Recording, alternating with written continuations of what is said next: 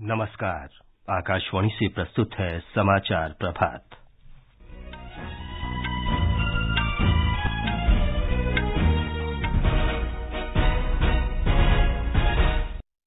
प्रधानमंत्री नरेंद्र मोदी आज शाम वीडियो कॉन्फ्रेंस के जरिए असम के बारपेटा में विश्व शांति के लिए कृष्ण गुरु एक नाम अखंड कीर्तन में भाग लेंगे। त्रिपुरा, मेघालय और नागालैंड में चुनावी गतिविधियां तेज। विख्यात फिल्म निर्माता के विश्वनाथ का हैदराबाद में निधन। भारत ने ऑस्ट्रेलिया में खालिस्तानी उग्रवादियों की हिंसक घटनाओं की कड़ी निंदा की। स्थानीय अधिकारियों से घटना की जांच और अपराधियों को दंडित करने का आग्रह किया। और ढाका में सैफ अंडर-20 महिला फुटबॉल चैंपियनशिप में आज भारत का पहला मैच भूटान से होगा।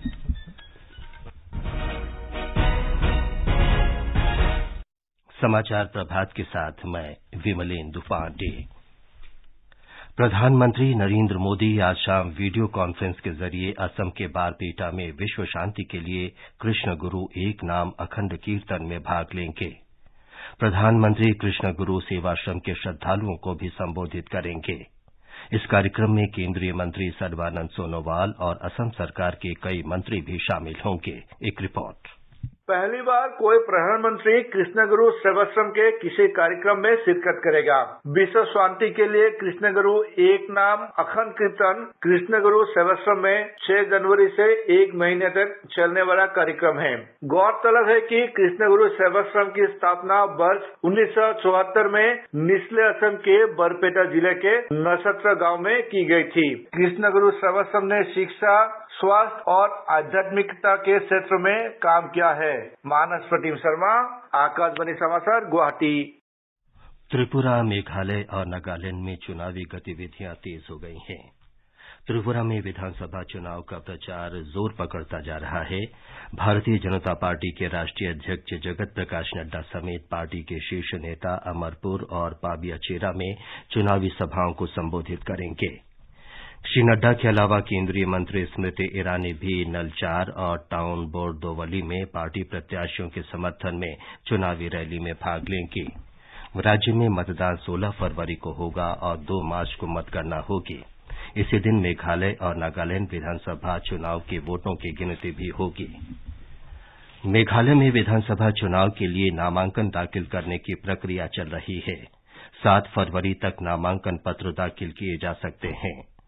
मेघालय के मुख्य निर्वाचन अधिकारी FR खारकोनगोर ने अन्य अधिकारियों के साथ कल दक्षिण गारो हिल्स क्षेत्र में चुनावी तैयारियों की समीक्षा की। ब्यौरा हमारे संवाददाता से। सत्ताधारी गठबंधन मेघालय डेमोक्रेटिक अलायंस का हिस्सा रही Hill State People's Democratic Party ने कल अपना घोषणा पत्र जारी किया। पार्टी ने अपने घोषणा पत्र में संविधान के अनुच्छेद 371 के तहत खासी जयंतिया स्वतंत्र राज्य की मांग को दोहराया है। इस बीच बाघमारा से निर्दलीय विधायक सैमुअल संगमा ने कल विधानसभा की सदस्यता से त्याग पत्र दे दिया। उन्हें भारतीय जनता पार्टी ने इसी सीट से अपना उम्मीदवार बनाया है। भारतीय जनता पार्टी ने कल सभी 60 सीटों के लिए अपने उम्मीदवारों का ऐलान कर दिया। सुशील चंद्र तिवारी, आकाशवाणी समाचार, शिलांग। भारतीय जनता पार्टी ने नागालैंड में national democratic progressive party NDPP के साथ गठबंधन में आगामी विधानसभा चुनाव लड़ने का फैसला किया है। भाजपा 20 सीटों पर और NDPP 40 सीटों पर चुनाव लड़ेगी। नागालैंड और मेघालय विधानसभा के लिए एक ही चरण में 27 फरवरी को मतदान होगा। दोनों विधानसभाओं में 60-60 सदस्य हैं। वित्त मंत्री निर्मला सीतारामन ने कहा है कि सरकार ने बुनियादी ढांचे में निवेश को बढ़ावा देने और कल्याणकारी योजनाओं को जारी रखने के लिए राज्य सरकारों को 50 साल के ब्याज मुक्त ऋण को 1 और साल के लिए जारी रखने का फैसला किया है। अगले वित्त वर्ष के केंद्रीय बजट में सरकार ने इसके लिए 1,30,000 करोड़ रुपए के परिव्यय का प्रस्ताव किया है। नई दिल्ली में उद्योग निकाय फिक्की के साथ बातचीत में श्रीमती सीतारामन ने कहा कि वर्ष 2022-23 में राज्यों को ब्याज मुक्त ऋण के लिए 1 लाख करोड़ रुपए निर्धारित किए गए थे। उन्होंने कहा कि इसमें से 80% का इस्तेमाल राज्य अपनी जरूरत के अनुसार करेंगे और 20% हिस्सा एक राष्ट्र एक राशन कार्ड योजना जैसी कल्याणकारी योजनाओं के लिए होगा।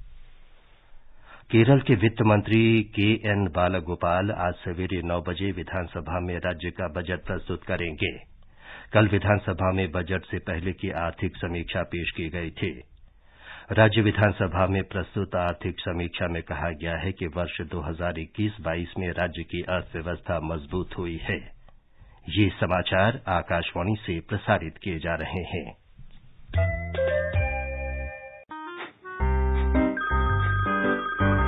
सर, आपका केवाईसी अपडेट करना है, नहीं तो अकाउंट और एटीएम कार्ड ब्लॉक हो जाएगा। सावधान, सावधान। 2.5 करोड़ का इनाम मुझे। देखिए, अनजाने कॉल्स, फर्जी ईमेल्स, लिंक्स और जाली ऐप से अपना पिन, ओटीपी, पासवर्ड कभी भी किसी के साथ शेयर न करें। आप रहेंगे सावधान तो नहीं होगा नुकसान। आरबीआई कहता है, जानकार बनिए, सतर्क रहिए। खुजली झटपट दूर करे, जालिम लोशन। वही नाम वही काम, कुछ भी नहीं बदला। चर्म रोगों का दुश्मन जालिम लोशन। समाचार प्रभात में आपका फिर स्वागत है। केंद्रीय विद्युत मंत्री राजकुमार सिंह ने कहा है कि वैश्विक ऊर्जा चुनौतियों से निपटने के लिए भारत की अध्यक्षता में G20 देशों की ऊर्जा संक्रमण कार्यकारी समूह की पहली बैठक भारत में होगी। नई दिल्ली में संवाददाता सम्मेलन में श्री सिंह ने कहा कि प्रमुख अंतर्राष्ट्रीय आर्थिक मुद्दों पर चर्चा और मजबूत आधार तैयार करने की दिशा में ये बैठक महत्वपूर्ण भूमिका निभाएगी। भारत इस महीने की 5 तारीख से 7 तारीख तक बेंगलुरु में G20 देशों की ऊर्जा संक्रमण कार्यकारी समूह की बैठक का आयोजन कर रहा है। भारत ने ऑस्ट्रेलिया में खालिस्तानी उग्रवादियों की हिंसक घटनाओं की कड़ी निंदा की है। नई दिल्ली में विदेश मंत्रालय के प्रवक्ता अरिंदम बागची ने संवाददाताओं को बताया कि ऑस्ट्रेलिया के अधिकारियों के साथ ये मुद्दा उठाया गया है। उन्होंने कहा कि स्थानीय अधिकारियों से इस घटना की जांच और अपराधियों को दंडित करने का आग्रह किया गया है। We have been repeatedly taking up with the Australian authorities our concerns about actions by such elements, including those that are proscribed terrorist organizations, in fact. We have also conveyed our firm rejection of the so-called Khalistan referendum and the politically motivated exercises by extremist elements. Sri Lanka के स्वतंत्रता दिवस समारोह में भाग लेने के लिए विदेश राज्य मंत्री वी मुरलीधरन आज से श्रीलंका के 2 दिन के दौरे पर रहेंगे। यात्रा के दौरान वे श्रीलंका के राष्ट्रपति और विदेश मंत्री के साथ अलग अलग द्विपक्षीय वार्ता भी करेंगे। श्री मुरलीधरन भारतीय समुदाय के सदस्यों के साथ भी बातचीत करेंगे। सरकार ने कहा है कि डिजी यात्रा योजना कोलकाता, पुणे, विजयवाड़ा और हैदराबाद हवाई अड्डों पर इस वर्ष मार्च तक लागू कर दी जाएगी। डिजी यात्रा योजना में हवाई अड्डों पर बायोमेट्रिक बोर्डिंग प्रणाली का उपयोग किया जाता है। इसमें यात्री की पहचान चेहरा तकनीकी के जरिए की जाती है। नागर विमानन मंत्रालय ने कहा है कि डिजी यात्रा पूरे देश में चरणबद्ध तरीके से लागू की जाएगी। पहले चरण में दिल्ली, बेंगलुरु और वाराणसी हवाई अड्डों पर इसे पिछले वर्ष दिसंबर में लागू कर दिया गया था। डिजी यात्रा का उद्देश्य विमान यात्रियों को बिना किसी कठिनाई के हवाई अड्डों पर यात्रा सुविधा प्रदान करना है। उत्तर प्रदेश विधान परिषद चुनाव नतीजों की मतगणना जारी है। बरेली में भाजपा उम्मीदवार जयपाल सिंह और झांसी में बाबूलाल तिवारी आगे चल रहे हैं। कानपुर शिक्षक सीट पर निर्दलीय उम्मीदवार राज बहादुर सिंह चंदेल आगे चल रहे हैं। महाराष्ट्र विधानसभा परिषद के चुनाव में महाराष्ट्र विकास अघाड़ी को 2 सीटें मिली हैं, जबकि भारतीय जनता पार्टी और निर्दलीय प्रत्याशी ने 1-1 सीट पर जीत हासिल की है। उत्तराखंड में 4 धाम यात्रा के लिए तैयारियां शुरू हो गई हैं। राज्य सरकार इस संबंध में आवश्यक कदम उठा रही है। इस यात्रा की अंतिम रूपरेखा गढ़वाल कमिश्नर सुशील कुमार की अध्यक्षता में 7 फरवरी को ऋषिकेश में होने वाली बैठक में तैयार की जाएगी। यात्रा 22 अप्रैल से शुरू होगी। हमारे संवाददाता ने बताया है कि केदारनाथ धाम के कपाट खुलने की तारीख 18 फरवरी महाशिवरात्रि के दिन तय की जाएगी। एक रिपोर्ट। इस वर्ष भी बड़ी भारी संख्या में श्रद्धालु, पर्यटक, तीर्थयात्रक हमारे प्रदेश में आएंगे, धामों की यात्रा करेंगे। इस वर्ष भी जब भारी भीड़ धामों में उमड़ेगी, उसका आकलन किया है, हमारे समक्ष क्या चुनौतियां होगी, उस अनुरूप यात्रा समाप्त होने के पश्चात से हमारी स्तर से तैयारियां प्रारंभ कर दी गई थी। जिला प्रशासन हो या प्रदेश सरकार हो, हर स्तर पर यात्रा को लेकर के कार्य योजना तैयार की जा रही है और जो यात्रा से संबंधित जो विभिन्न एजेंसियां हैं, विभाग है, उनके बीच में निरंतर बातचीत हो रही है, बैठकें हो रही है और चर्चा वार्ता के पश्चात में कार्य योजना तैयार की जा रही है। महान फिल्म निर्माता और दादा साहब फाल्के पुरस्कार से सम्मानित के विश्वनाथ का हैदराबाद के एक निजी अस्पताल में निधन हो गया। वे 92 वर्ष के थे। वर्ष 2016 में उन्हें भारतीय सिनेमा में योगदान के लिए दादा साहब फाल्के पुरस्कार से सम्मानित किया गया था। एक श्रद्धांजलि। कला तपस्वी के नाम से लोकप्रिय विश्वनाथ का जन्म 1930 में आंध्र प्रदेश में हुआ था। उन्होंने 1965 से तेलुगु, तमिल और हिंदी में 50 फिल्में बनाई और एक प्रसिद्ध फिल्म निर्माता के रूप में लोकप्रिय हुए।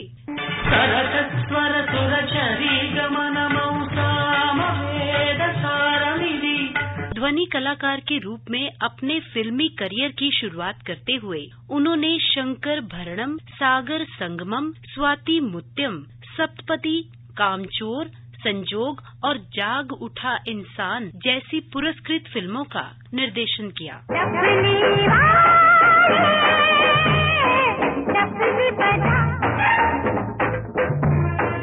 उन्हें 1992 में पद्मश्री, 5 राष्ट्रीय पुरस्कार और 20 नंदी पुरस्कारों के अलावा लाइफ टाइम अचीवमेंट पुरस्कार सहित 10 फिल्म फेयर ट्रॉफी भी मिली। समाचार कक्ष से जसपाल कौर। सैफ अंडर 20 महिला फुटबॉल चैंपियनशिप में आज ढाका में भारत की टीम का पहला मैच भूटान से होगा। टूर्नामेंट में अन्य टीमें मेजबान बांग्लादेश और नेपाल हैं। 4 टीमों के राउंड रॉबिन के बाद शीर्ष 2 टीमें 9 फरवरी को फाइनल खेलेंगी।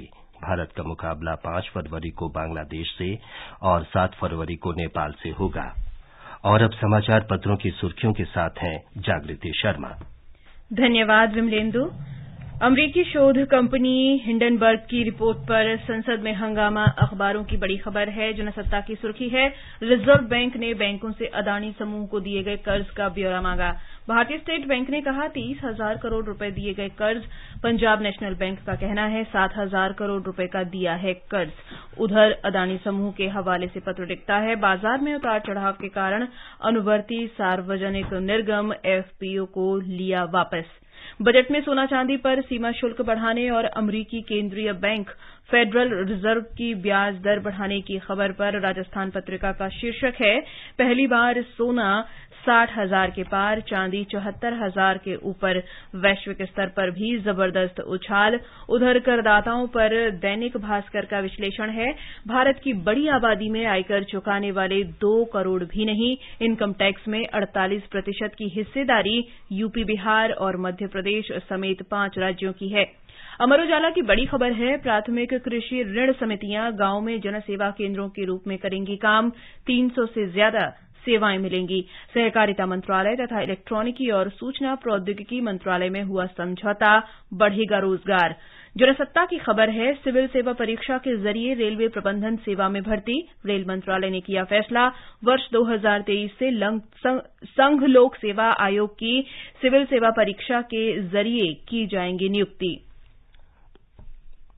अंत में मुख्य समाचार एक बार फिर। प्रधानमंत्री नरेंद्र मोदी आज शाम वीडियो कॉन्फ्रेंस के जरिए असम के बारपेटा में विश्व शांति के लिए कृष्ण गुरु एक नाम अखंड कीर्तन में भाग लेंगे। त्रिपुरा, मेघालय और नागालैंड में चुनावी गतिविधियां तेज। विख्यात फिल्म निर्माता के विश्वनाथ का हैदराबाद में निधन। भारत ने ऑस्ट्रेलिया में खालिस्तानी उग्रवादियों की हिंसक घटनाओं की कड़ी निंदा की। स्थानीय अधिकारियों से घटना की जांच और अपराधियों को दंडित करने का आग्रह किया। और ढाका में सैफ अंडर 20 महिला फुटबॉल चैंपियनशिप में आज भारत का पहला मैच भूटान से होगा। इसके साथ ही समाचार प्रभात का ये अंक समाप्त हुआ। नमस्कार।